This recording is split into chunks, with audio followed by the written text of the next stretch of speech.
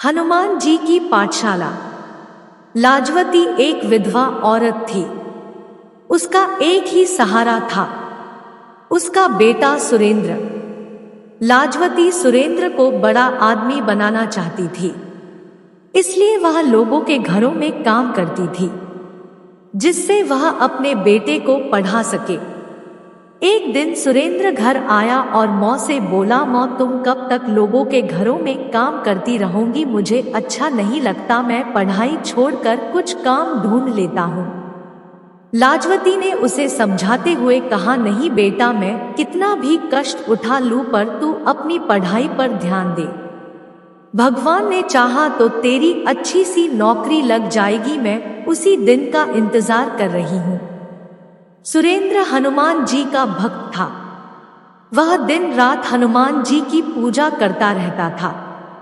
एक दिन वह हनुमान जी के मंदिर में गया और बोला, बाबा माँ तो कुछ सुनती नहीं है, आप ही बताओ मैं क्या करूं, आप ही उन्हें समझाओ।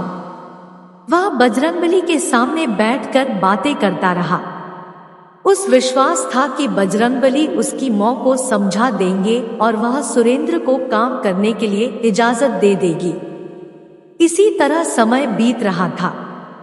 कुछ दिनों बाद सुरेंद्र की पढ़ाई पूरी हो गई। उसके बाद सुरेंद्र नौकरी ढूंढने लगा। वह सुबह उठकर हनुमान जी के मंदिर जाता, उसके बाद नौकरी की तलाश में निकाल जाता। पूरा दिन घूमने के बाद वह निराश होकर घर वापस आ जाता था। एक दिन उसे उदास देखकर लाजवती ने कहा, बेटा तू इतना परेशान क्यों है, आज नहीं तो कल नौकरी लग जाएगी, बजरंगबली सब ठीक कर देंगे। यह सुनकर सुरेंद्र ने कहा, माँ मैं चाहता हूँ कि तुम काम न करो, लेकिन अब मुझे नौकरी नहीं मिल रही। यदि कुछ दिन और ऐसा चला तो मैं नौकरी की तलाश छोड़कर मजदूरी करना शुरू कर दूंगा। तब लाजवती बोली, नहीं बेटा तू ऐसा बिल्कुल नहीं करेगा, तू कोशिश करता रह, सब ठीक हो जाएगी। अगले दिन सुरेंद्र फिर नौकरी की तलाश में जा रहा था। तभी उसे उसके पुराने स्कूल के मास्टर जी मिल गए। उन्होंने सुरेंद्र से कहा, बेटा कहाँ जा रहे हो, मैं तो तुम्हारे घर जा रहा था। यह सुनकर सुरेंद्र ने कहा, नमस्ते मास्टर जी, मैं तो नौकरी की तलाश में जा रहा था, आप बताइए क्या काम था। मास्टर जी ने कहा, बेटा रामपुरा गांव में एक मास्टर जी पढ़ाते थे, वे अब रिटायर्ड हो गए हैं। उनकी जगह नए मास्टर जी आने वाले थे, लेकिन वे नहीं आ पाए। यदि तुम कल से 3 दिन तक उनकी जगह पढ़ा सको तो मैं हेड मास्टर तुम्हारी नौकरी पक्की करवा सकता हूँ। सरकारी नौकरी है। तुम्हारी माँ की परेशानी देखकर मैंने बात की है, लेकिन मेरी बात खराब नहीं होनी चाहिए। तुम्हें समय पर जाना होगा और बच्चों को अच्छे से हिंदी पढ़ानी होगी। यह सुनकर सुरेंद्र बहुत खुश हुआ। उसने कहा, आपका बहुत धन्यवाद मास्टर जी, लेकिन वहां केवल 3 दिन ही क्यों पढ़ाना है।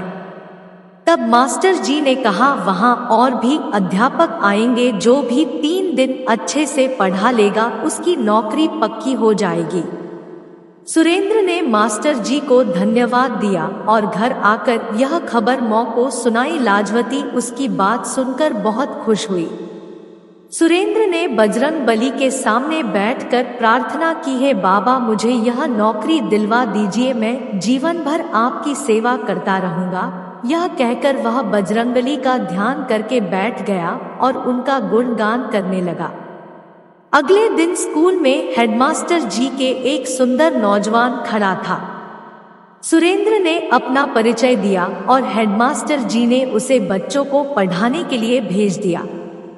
कक्षा में जाते ही बच्चों ने अपने नए मास्टर जी को नमस्ते की तो मास्टर जी ने कहा, बच्चों हमेशा नमस्ते नहीं कहते, राम राम कहा करो, इससे भगवान राम तुम्हारे सारे काम बना देंगे और सामने वाला भी खुश हो जाएगा। बच्चों को नए मास्टर जी बहुत अच्छे लगे। वे सारे दिन भगवान राम का चरित्र उन्हें सुनाते रहे। रामायण की चौपाइयाँ बच्चों को याद कराते रहे। इसी तरह 3 दिन बीत गए। तीसरे दिन हेड मास्टर में आए। उन्होंने बच्चों से पूछा, बच्चों नए मास्टर जी ने क्या पढ़ाया। एक बच्चे ने कहा राम राम मास्टर जी। उसके बाद उस बच्चे ने रामायण की चौपाइयां सुनाई, भगवान राम का गुणगान किया। यह सुनकर हेडमास्टर जी ने कहा, अरे मास्टर जी, आपने तो कमाल कर दिया। इतना तो हम कई वर्षों में नहीं सिखा पाते जितना आपने 3 दिन में सिखा दिया। आपकी नौकरी पक्की हो गई। मैं आपके मास्टर जी के हाथ से चिट्ठी भिजवा दूंगा, आप अपना सामान लेकर आ जाना। अगले दिन मास्टर जी ने सुरेंद्र का दरवाजा खटखटाया। सुरेंद्र ने दरवाजा खोला तो सामने मास्टर जी खड़े थे। सुरेंद्र उन्हें लेकर घर के अंदर आया। सुरेंद्र ने मास्टर जी से कहा, मास्टर जी, मैं माफी चाहता हूँ, मैं बहुत बीमार थी, इसलिए इन्हें इस हाल में छोड़कर मैं नौकरी के लिए जा नहीं सका। यह सुनकर मास्टर जी चौंक गए। यह तुम क्या कह रहे हो? उस स्कूल के हेड मास्टर यह चिट्ठी दी है और तुम्हारी नौकरी पक्की हो गई। उन्होंने कहा कि तुम्हारे भेजे हुए मास्टर जी ने तो बच्चों को इतना अच्छा पढ़ाया जो आज तक कोई नहीं पढ़ा सका। तब सुरेंद्र ने कहा, लेकिन मैं तो वहां गया ही नहीं, मैं तो यही घर पर ही था। मास्टर जी ने कहा, लेकिन वे तो कह रहे थे कि तुमने बच्चों को राम नाम की दीक्षा दी है, एक एक बच्चे को रामायण की चौपाइयां पढ़ा दी जो वे कभी नहीं भूल पाएंगे। जब तुम नहीं गए तो वहां पढ़ाने कौन गया था? तुम्हारी नौकरी तो पक्की हो गई। यह सुनकर सुरेंद्र रोने लगा। उसने कहा, मेरे बजरंगबली मेरी जगह पढ़ाने पहुंच गए। यह काम केवल वही कर सकते हैं। राम राम की दीक्षा वही दे सकते हैं। हनुमान जी स्वयं मेरे लिए कष्ट उठाने पहुंच गए। यह कहकर वह हनुमान जी के सामने रोने लगा। तब लाजवती ने कहा, बेटा, हनुमान जी ने तेरी सारी परेशानी समाप्त कर दी। मास्टर जी भी उसकी बात सुनकर दंग रह गए। उन्होंने कहा, बेटा, तुझ पर बजरंगबली की बहुत कृपा है। वे तेरी परेशानी देखकर दौड़े दौड़े चले आए। अब तू उनका नाम ले और कल से नौकरी शुरू कर। अगले दिन सुरेंद्र सुबह मंदिर गया और हनुमान जी के सामने बैठकर ध्यान करने लगा। उसके बाद वह विद्यालय गया और वहां अच्छे से बच्चों को पढ़ाने लगा। सुरेंद्र और लाजवती बहुत खुशी से रहने लगे। सुरेंद्र विद्यालय से आने के बाद सारा समय बजरंगबली का गुणगान करता रहता।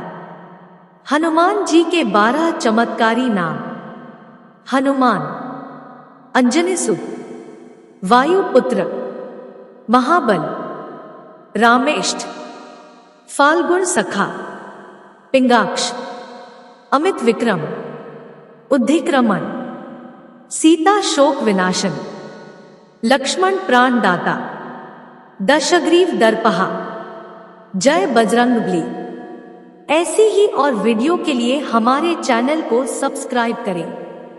धन्यवाद।